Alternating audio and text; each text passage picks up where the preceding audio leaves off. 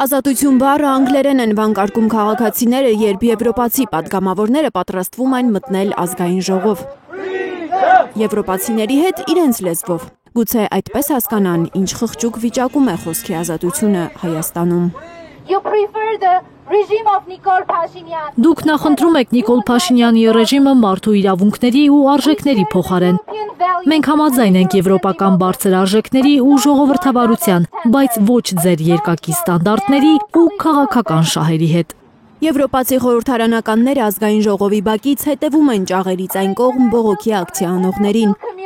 Նրանց պաստառների վրա կալանավորված սրբազանների, համայնքապետերի, բարերար Սամվել Կարապետյանի,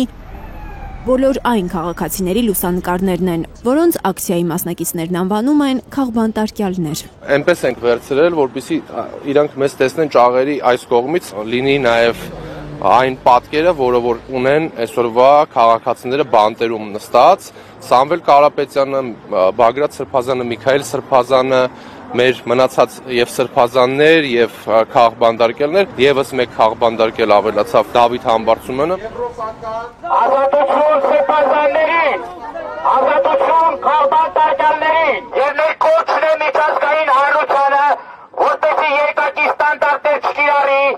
եւ կոնկրետ բարձրամիջոցներ կիրառի իշխանական այն ներկայացուցիչների նկատմամբ, որոնք ուղղորդում են դատական համակարգը SMS հաղորդագրություններով։ Եվրոպացի քաղաքական գործիչները լավ էլ տեղեկացված են Հայաստանի բարքերից։ Նրանցից երկուսը խորհրդարանի ամբյորից 3 ամոթանք էին տվել ՔՊԱ-ականներին։ Հորդորել էին զգուշանալ, իրենք տեսնում են, որ Հայաստանում մասկի շոուներով ու ասֆալտին փռելով են բերման ենթարկում մարդուն արտահայտած կարծիքի համար։ Բայց այսօր եվրոպացի խորհրդարանականները ավելի զուսպ են իրենց ելույթներում։ Հիմա էլ նրանց թիրախում Պուտինն է, Ռուսաստանին են մեղադրում Մոլդովայում, Ուկրաինայում, Բելարուսում, աշխարհի երեսին տեղի ունեցող բոլոր հանցանքների համար։